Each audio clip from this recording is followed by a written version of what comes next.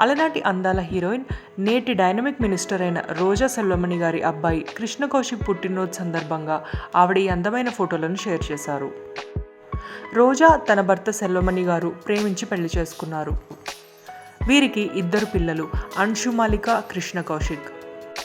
రోజా గారు తన కొడుకు కృష్ణ కౌశిక్ పుట్టినరోజుని ఎంతో ఘనంగా సెలబ్రేట్ చేశారు.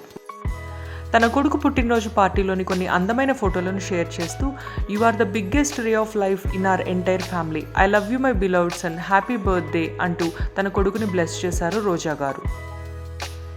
రోజా గారి అబ్బాయి పుట్టినరోజు పార్టీలోని ఫోటోలను మీరు కూడా చూసేయండి.